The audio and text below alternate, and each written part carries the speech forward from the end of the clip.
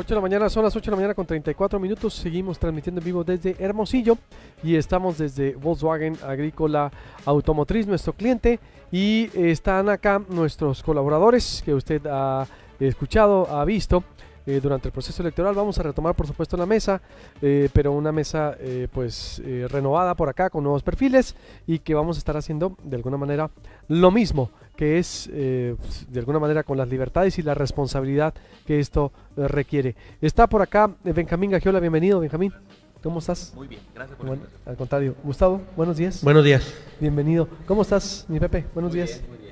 Y está por acá el maestro, el doctor Bolívar Portugal, también colaborador de nosotros digital, y que lo hemos invitado a ayudarnos a interpretar el momento que estamos viviendo en México y Sonora. ¿Cómo estás, mi estimado? Buenos días. Muchas gracias, un gusto estar aquí con ustedes. A ver, ¿por dónde empezamos? Ya pasó la tempestad, ya está muy claro todo. Ahora a bajar expectativas y a ponerles la lupa a los que llegaron. A ver, ¿por dónde? Benjamín, te veo inquieto. Yo creo que lo que pasó ya nos ha permitido ver los escombros que han caído. Lo que hay que hacer, como la guerra mundial, es levantar los escombros y ver las bajas, los heridos, para desde ahí preguntarnos ya no tanto qué pasó. Yo creo que hay coincidencia en lo que pasó. Fue una ola de hartazgo, de decepción, de agravios, de oportunismos, de voto emocional, de oportunidades frustradas, pero es una ola que llegó y arrasó. ¿Qué es lo que sigue? Lo que sigue efectivamente es, por un lado, el cumplimiento de las expectativas del ganador. Y por otro lado, los procesos de refundación o rescate de los perdedores.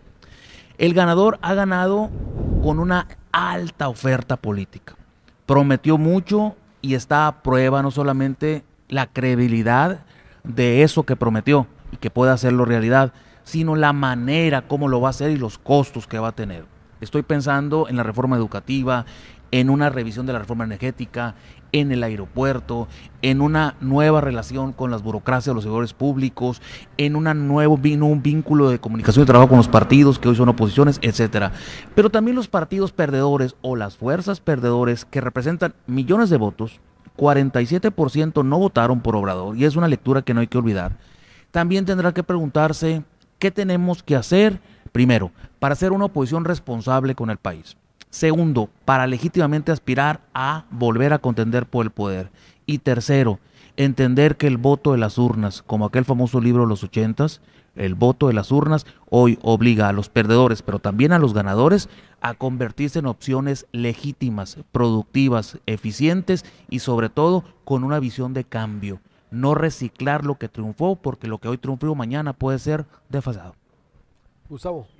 Yo lo veo desde el punto de vista, lo quiero ver desde el punto de vista positivo y doy algunos datos. Yo creo que López Obrador es el presidente más legítimo, ¿no?, en la historia moderna, de la historia democrática de México, número uno. Número dos, obliga este resultado a un análisis muy crudo, muy profundo de los partidos políticos que no ganaron, para refundarse, replantearse, reinventarse. Y ojalá es la esperanza que lean bien el mensaje contundente que hubo de la población de no más de lo mismo, que ya estamos hastos, ya estamos hasta el gorro, como lo veníamos diciendo. Veo positivo que hay un sonorense metido ahí digamos, en el grupo cercano de López Obrador, ya viendo casos particulares. Sí. Creo que es positivo que esté Alfonso Durazo ahí en el equipo de López Obrador, porque es alguien que le entiende, eso sabemos que es alguien que le entiende y es de Sonora, eso es positivo. Y bueno, efectivamente hay una expectativa muy grande. Yo creo que en democracia se pierde y se gana. Ahorita hubo un voto contundente en favor de una propuesta. No estoy de acuerdo la verdad lo digo, no estoy de acuerdo con los que ya a 5 días de la elección ya le están exigiendo que no ha cumplido, lo están cuestionando. Ese tipo de cosas se me hace que es una lectura equivocada de la oposición. Muy fuera de lugar. Muy equivocada de la oposición. Yo creo que hay que dejar que se asiente, hay que desearle que le vaya bien al presidente electo. Y sí, a la hora de ser oposición hay que ser una oposición responsable, pero teniendo una lectura muy clara. Hubo injusticias, a lo mejor hubo perfiles que se quedaron en el camino, pero la lectura fue muy clara de la votación. La gente no quería más de lo mismo, la gente estaba harta del status quo y lo que no representó para la gente más de lo mismo fue esta propuesta de López Obrador, que llega con grandes expectativas y que va a tener que cumplirlas, obviamente, pero esa lectura de ahorita estar exigiéndole a 5 días de que ya no cumplió y que se desmentirlo, y ese bola de cosas, yo creo que es una lectura no adecuada a la oposición. Pepe. Bueno, dos perspectivas. La ola ya es un lugar común, como todo proceso democrático, saca cosas buenas, ¿sí? Y se lleva cosas malas. ¿Cómo nos fue a nosotros? Aprovecho este espacio tan visto. A pesar de que estuvo muy duro el trancazo aquí en Sonora, nosotros somos optimistas en Movimiento Ciudadano. Dentro de lo que cabe nos fue bien. Aumentamos la votación tanto en nivel de diputación como en el nivel de alcaldía. Por ejemplo, datos que tenemos nosotros, en el 2015 tuvimos 4.4 de la votación para diputados. Hoy 6.5. Los números deben permitirnos tener 2 diputados. El número de votos fue en el 2015 43.670 para diputados. Hoy fue 64.596. En la alcaldía tuvimos en el 2015 81.169. Hoy tenemos 102.970. Rebasamos el 10%. Repetimos Sonoí Tatil y ganamos Nacorichico. Es decir, sin ir en alianza en lo local, de alguna manera no nos arrastró la ola. Le apostamos a ir solos, con perfiles diferentes, etcétera, etcétera. Estamos muy optimistas, reconocemos y tenemos que hacer una buena lectura de lo que sucedió y fortalecer nuestra agenda para seguir caminando. En el plano nacional, como dijo... Hacemos una primera ronda. Okay, vamos con Bolívar, porque esto es, vamos con manera de lo que hay y lo que viene. Sí, a ver, yo creo que sí habría que dar un pasito atrás, nada más para contextualizar un poco más de dónde viene este cambio que se está viendo ahora mismo en México. Yo creo que hay que partir de la base de que teníamos una crisis de representación política, que tiene que ver esto con no más de lo mismo que decía Gustavo. Es decir, en los órganos representativos, en los órganos legislativos fundamentalmente, no veías en general pues la representación popular reflejada. Veías a unos grupos que tenían que ver con pues burocracias partidistas, con dinastías políticas, con familias que se han ido arraigando en unos partidos, con una serie de funcionarios públicos que se han reciclado una y otra vez. En fin, la sociedad mexicana no se veía reflejada en su democracia, y por eso el desencanto de alguna manera con la democracia. Y esto es algo que no solo pasaba en México, sino que pasaba y pasa en otras latitudes. Creo que es parte de la gran crisis política que se devino de la crisis económica del 2008 y que se vivió en distintos países, ¿no? Para no ir muy lejos, pues en algunos países de Latinoamérica, en algunos países de Europa e incluso en el vecino del norte. México no había logrado encontrar una elección en la que se pudiera revertir, digamos, estas inercias que estaban en estos órganos representativos, y esta elección lo dejó muy claro. Sonora incluso es sorprendente porque se da un giro espectacular, ¿no? Espectacular, porque tenemos representantes populares que simplemente no habían pasado por ninguna de estas esferas políticas, ¿no? Entonces hay un cambio personal político. Sin embargo, Bolívar, estamos bien con el volumen, todo, ¿sí? Tú lo interpretabas, fue un castigo en la clase dominante también, apellidos, la gente dijo, queremos otros. Absolutamente, absolutamente. Había una idea de que unos ciertos grupos de interés político y económico habían capturado el Estado y sus órganos de representación. Y que tenía que ser PAN y PRI. Y que no había de otra. Reflejados PAN y PRI. Esta es la narrativa del PRIAN, ¿no? Precisamente la narrativa del PRIAN te trataba de decir, ahí hay unos cuantos que han capturado estos partidos y que no permiten que otros segmentos de la población tengan representación política.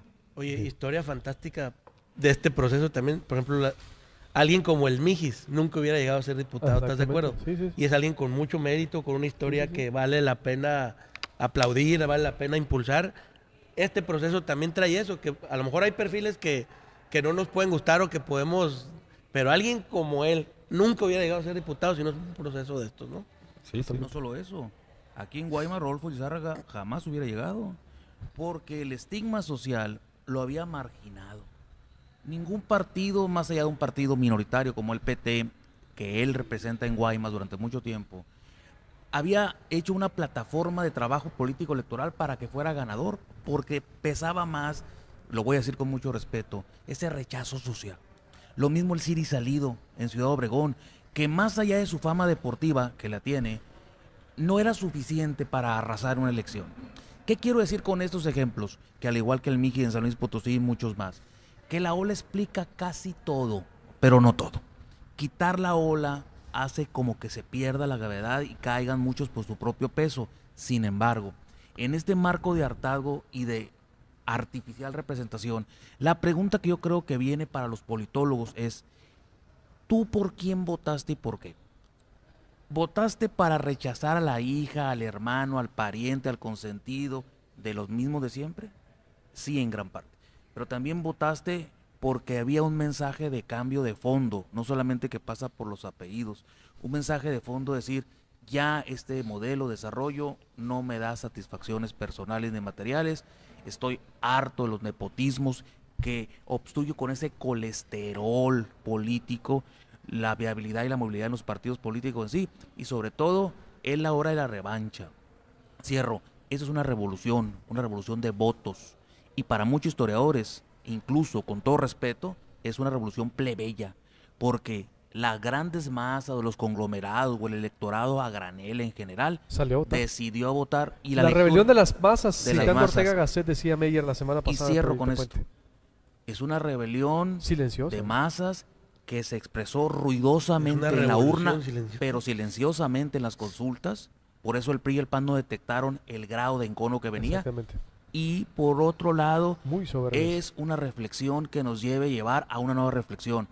¿Qué tan benéfico es esta rebelión o explosión de las masas que arrasó buenos perfiles e hizo llegar perfiles no necesariamente tan buenos también? Totalmente. Mira, en la democracia... Pueden tomar la palabra. En la democracia se da la oportunidad de llegar perfiles con capacidades y naturalmente se da también la oportunidad de llegar gente sin perfil. Esta coyuntura que se está viviendo ahorita es inédita y contiene elementos demasiado complejos, que a primera vista es difícil de entenderlo en la dimensión. Los partidos políticos y los políticos tradicionales, si abordan esta situación con el mismo esquema, va a pasar lo que está pasando en la primera semana después de la elección, a pegarle duro al candidato electo, no apostándole a que le vaya mal.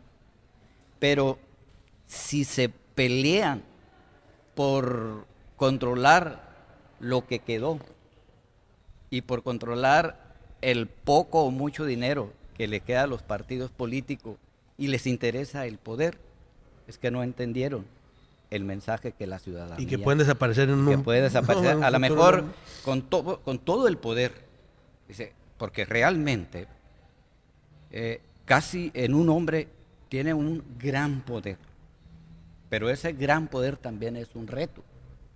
López Obrador y el equipo de Morena tienen que crear un nuevo andamiaje, tienen que crear nuevas reglas, porque si gobierna con el mismo aparato y con las mismas reglas, así como la ciudadanía quita, claro, la ciudadanía da. No, totalmente. Sí, claro. Eso no quiere decir que, por ejemplo, que a López Obrador no se le pueda criticar y no pueda hacer observaciones críticas, pero también dentro del equipo de los seguidores de López Obrador hay mucha intolerancia. Y en esa construcción de andamiajes, perdón, ¿cómo explicarse, así de bote pronto, la negativa de Obrador a proponer un fiscal no postulado por él en una terna? Yo creo que Obrador va a enseñar un nuevo rostro. Hay un Obrador candidato exitoso, ganador después de 3 intentos. Pero ahora viene el Obrador gobernante. Hay un Obrador que va a utilizar de manera pragmática lo mejor de las estructuras que ya están, caducas en cierta medida, pero eficientes en otras. ¿Es criticable Obrador por resistirse a postular o a dejar que se postule un fiscal que no pase por él? Es señalable más que cuestionable. Obrador no va a soltar ni Hacienda, ni el Ejército, ni la Procuraduría. La pregunta es, ¿le resta calidad democrática a Obrador? le resta legitimidad electoral a Obrador, le resta posibilidades de gobernabilidad eso. Yo creo que el verdadero Obrador está a prueba, ya llegó. Y aquí es un papel muy importante de las oposiciones reflexivas, pero también activas. Quedarse a señalar por señalar no conduce a nada. Reflexionar sobre refundarse para convertirse en cogobierno, porque las oposiciones cogobiernan, es lo mejor que al mismo Obrador le puede pasar. Totalmente. Bolívar. Sí, yo quisiera comentar tres puntos que creo que tienen que ver con el mandato que recibe López Obrador y a partir del cual tendremos que evaluarlo. Es decir, hay que ver cuál va a ser el rasero, ¿no? Y Morena, efectivamente, ¿no? El primero tenía que ver, ya decíamos, con esta crisis de representación, que significa que, digamos, los nuevos cuerpos políticos que tenga el país tienen que representar las aspiraciones y las demandas de la población, que tienen que ver con una cosa muy importante, la desigualdad. O sea, si algo reflejaba esa separación, escisión del poder político e incluso el poder económico de los sectores populares, pues es la desigualdad. Entonces, un primer asunto que se tiene que atender es la desigualdad. Y creo que ya hay algunas medidas que se están planteando que van en esta dirección. Un segundo punto tiene que ver con lo que ya se decía, el modelo de desarrollo, el modelo económico. Esto es la política neoliberal. Creo que también ahí hay un programa que intentará ir poco a poco articulando unas políticas que no sigan esa misma lógica, ¿no? Y separar de nueva cuenta el poder político del poder económico, que es algo en lo que se ha insistido mucho, ¿no? Entonces, estos dos aspectos son bien relevantes. El tercero, desde luego, es el de la corrupción y la impunidad. Y ahí, digamos, hay que ver si es necesario establecer nuevos diseños institucionales o si será suficiente que con nuevos actores, con un compromiso, digamos, en torno a este mandato, puedan hacer un combate a la corrupción efectiva. Creo que ese debate se dio en la campaña, fue un debate importante. Algunos insistían, precisamente Ricardo Anaya, en que había que seguir esta línea de nuevos cambios institucionales, y López Obrador insistía en que no era necesario hacer más cambios institucionales, que era un problema de voluntad política. Y en ese entorno yo creo que se tiene que observar este tema de la Fiscalía General. El mecanismo ya cambió de entrada, ¿no? Es una fiscalía autónoma. Lo que pasa es que el debate es si se debe delegar a la sociedad civil ese nombramiento o si el nombramiento queda en manos del presidente, pero con un mandato claro ya, digamos. Ya no es el fiscal carnal, ya no es este pase automático, etcétera. El mandato es, vamos a poner a un fiscal que sea autónomo, que sea independiente y que digamos, cumple este mandato anticorrupción, cumple este mandato pues, de combate a la impunidad, ¿no? Sí, es importante la voluntad política, pero no lo es todo. Necesita el andamiaje y necesitas las reglas. Sí, los programas. Todavía falta mucho los programas como, pero falta también, insisto, por lo bueno que tiene este periodo de transición, porque también, exacto, en una semana, no, hombre, han estallado. Lo que pasa es que ahora ya la gente sí se puede expresar, pues. Sí, y antes no, y es otro diferente. Para cerrar, te voy a dejar hablar para cerrar ahora y vayan a Sonora, por favor. Para aterrizar Sonora, ¿qué viene para Sonora? Nada más te imaginas que fuera al revés y que fuéramos igual de críticos con los nuestros. Es decir, bueno. no, eso sería otro harina otro costal. Pero datos así muy rápidos. Somos el país que tenemos más alta la media nacional en insatisfacción de la democracia. México, comparado con la región, es el más insatisfecho con su democracia. Y es el país también que tiene mayor aceptación, por decirlo de alguna manera, a incluso un gobierno autoritario si nos va bien, o a un gobierno, militar, si nos iría bien. Entonces hay componentes ahí de un hartazgo mayor sobre la democracia. Y nada más para perspectiva, para regresarnos a Sonora, nada más un dato así durísimo. Hace 6 años, el PAN tuvo carro completo en Hermosillo. Hace 3 años, el PRI tuvo carro completo en Hermosillo. Y 3 años después, o sea, el Morena tiene carro completo en Hermosillo. Y viene lo que tú decías. Tampoco es de que los que llegaron ya está muy tranquilo. La gente sabe que pone y quita. Y eso es lo importante también de esta democracia mexicana, ¿no? Totalmente. Y hablando un dato duro aquí que dice el editorial de Arturo Mendoza, dice, ¿cómo entender que mientras en el 2015 obtuvieron el PRI 47.6% de los votos y ahora en 2018 recibieron solo el 27.7%? En cambio, Morena en 2015 recibió 2.8%, mientras que ahora 2018 recibió 47%.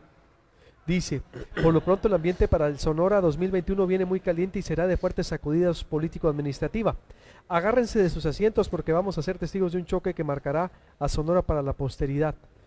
Por cierto, hoy está cumpliendo años Alfonso Durazo Montaño. Felicidades, Alfonso Durazo.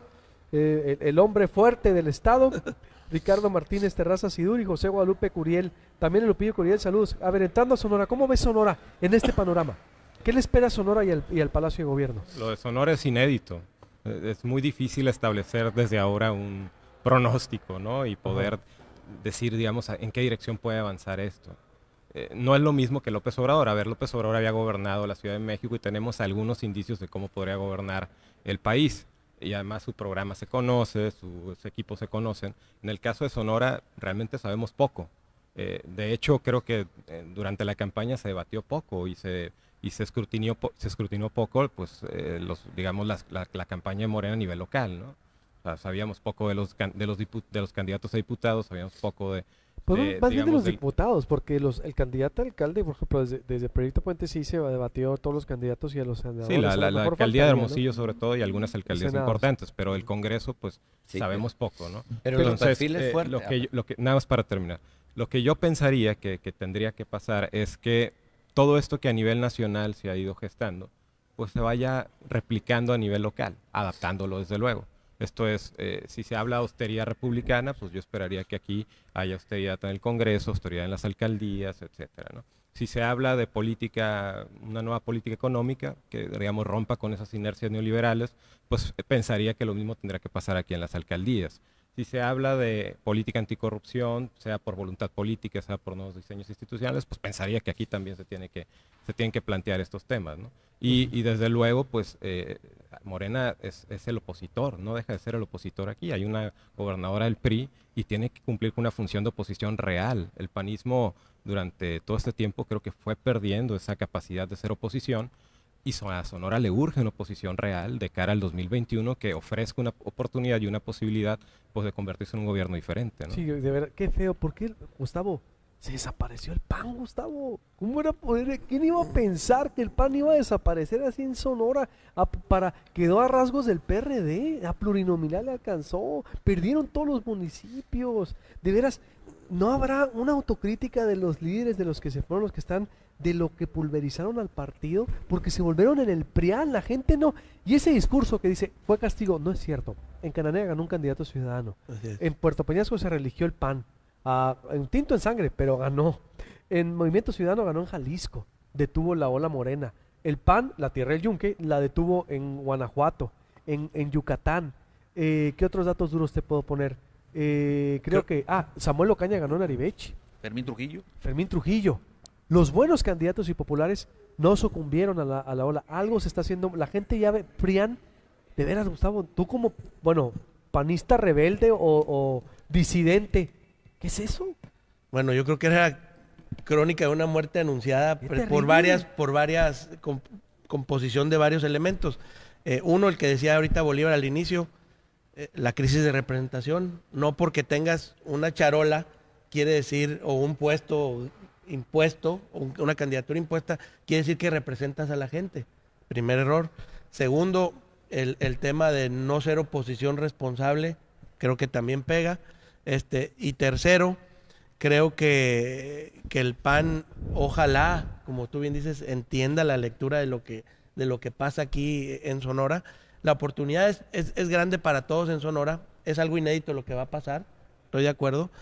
Y pueden pasar dos cosas, dos vertientes, que por ejemplo las posiciones grandes que gana Morena, Obregón, San Luis, Hermosillo, yo creo que si se dedican a gobernar,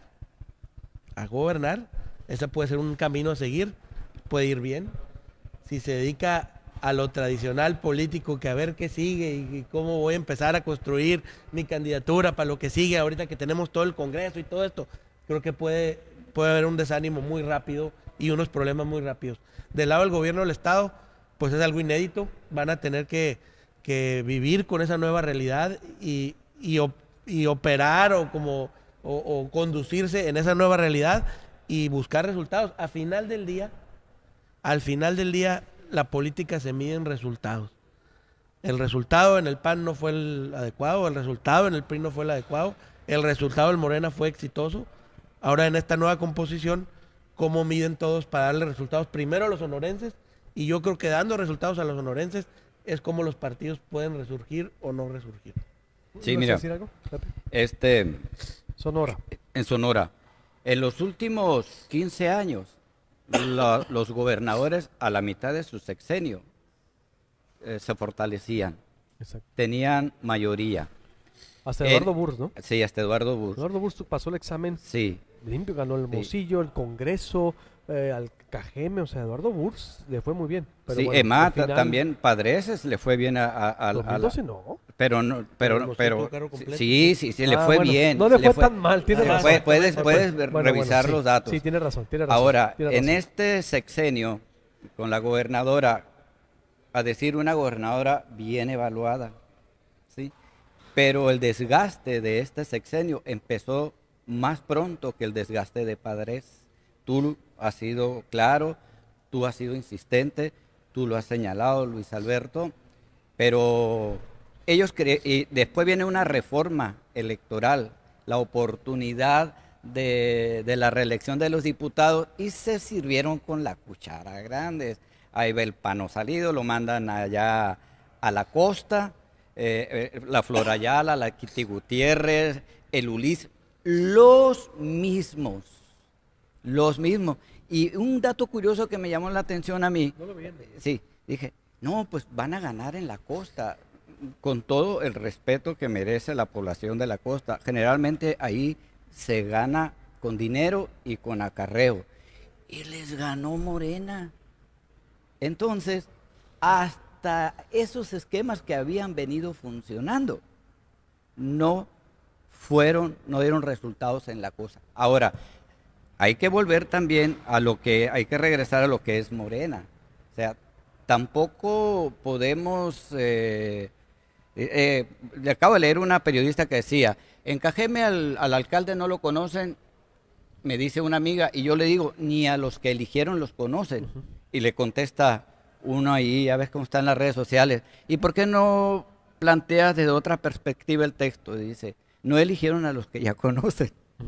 Entonces, hay que ver cuál va a ser, quién va a asumir el liderazgo político en Morena, cuál va a ser la agenda, cuál va a ser el comportamiento de aquí a diciembre en la discusión del presupuesto. O sea, todavía es muy prematuro avisorar un escenario porque todavía Es inédito es todo. inédito pues, sí. todo.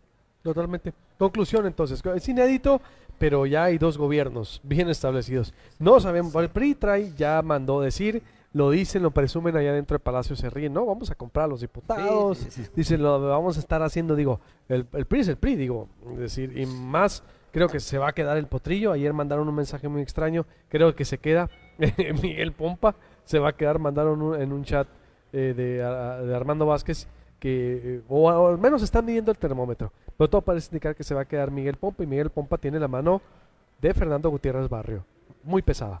Sirve que los cambios sean cosméticos o de reciclaje, no sirve. ¿Qué es lo que le sirve a Sonora a partir de esta realidad política? Entender que Sonora está en una insularidad, es decir, rodeado de Palacio Municipal de Morena, con una ganadora, Célida López, con ambiciones de trascender. Eso es muy importante, porque eso le va a dar un tono y un toque a su administración municipal. Está rodeado del Poder Legislativo con una abrumadora mayoría de Morena. Ahí le van a empezar a escarbar situaciones de nombramientos, presupuestos y demás. Esta insularidad que viene también seguramente con la observancia del gobierno federal y sus delegaciones, o como se llamen en Sonora, nos obliga a pensar en la insularidad del gobierno del Estado. Sin embargo, no podemos dejar de lado también que el Poder Ejecutivo es el poder más fuerte, porque operativiza el dinero que el Legislativo le autoriza y la norma, y puede judicializar las cosas. En 1985, Casimiro gana por el PAN y Samuel Ogaña es gobernador por el PRI. ¿Quién pagó las consecuencias de un no entendimiento? La ciudadanía.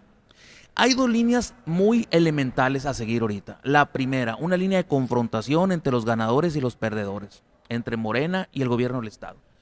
¿Es redituable? Para la sociedad no, pero para los actores políticos a lo mejor sí. La otra línea que podría seguirse es una línea de conciliación y entendimiento. ¿Esa es benéfica para la ciudadanía? Sí, pero a lo mejor no genera polémica, ruptura, estridencia electoral Y muchos de los ganadores quieren ser desde gobernadores, alcaldes y diputados. Sí. Por lo tanto, hay que tener mucho cuidado entre la agenda pública, municipal y legislativa y la agenda política de los candidatos. ¿Qué sigue? Seguramente debe haber cambios porque al desgaste y a la no empatía entre ganadores y perdedores se tienen que construir los puentes de entendimiento. No se trata de que el gobierno del Estado se doblegue o se arrodille ante el ganador. Se trata de que Sonora siga avanzando. Por eso hay que ir preparando ya la creación de estos puentes. Puentes de comunicación que te lleven al diálogo y el diálogo que haga de la política la solución, no la ruptura o el choque. Pero también los partidos tienen que proveerse de fichas, porque el 2021, como nunca, ante este escenario inédito, se ha acelerado. Gustavo, conclusión. Rápidamente, yo creo que la jugada adecuada, tanto de Morena, que va a tener mayoría en el Congreso, como en este caso el gobierno del Estado, debe de ser apostarle a acuerdos en beneficio de Sonora. O sea, al final del día, quien va a medir, el ciudadano va a medir al gobierno del Estado y a Morena y a todo el mundo por los resultados que les den. Si entramos en la guerra de, pues ahora que ya tenemos el sartén por el mango, vamos a bloquear a todo el mundo para abrirnos el camino, es equivocada. O al revés, la que decías ahorita. No, pues fácil, los vamos a comprar. Yo creo que hay que elevar la mira política. Es que la primera reacción fue de ellos así. Digo, en Palacio, la verdad, la gente. Y no de la gobernadora. La gobernadora todavía está, de veras, mis respetos, porque ella todavía está evaluando, lo ha dicho. Tengo información cercana, si no, no lo diría. Pero su equipo, en lugar de hacer no su equipo, no todos, algún equipo sí está muy preocupado, no hay que ser, la verdad, por ejemplo, Natalia Rivera sí está preocupada, sí les está cayendo el 20 y todo, pero la ala dura, es decir, está... Yo creo que es muy difícil... Hasta diciendo, la vamos a comprar. Así, de simplista. Yo creo que es muy difícil a boca de jarro digerir lo que pasó. Yo creo que por eso también hay espacios de reflexión que lo está teniendo la gobernadora, ya lo ha comunicado, que los ha de estar teniendo Morena, que los debería estar, espero que también lo estén teniendo en el PAN, que lo estén teniendo en el PRI. Es algo inédito, y como tal yo confío, y ahora sí es porque al final de cuentas somos ciudadanos y lo que queremos son resultados, es que la reflexión sea, necesitamos dar resultados. Y en la víspera de dar resultados, creo que nos podemos apostarle a acuerdos entre todos. Ojalá. Veremos. Sí, ¿Conclusión rápidamente? Sí. Para dar resultados y para transformar, primero hay que conocer. Hay que saber qué fue lo que pasó.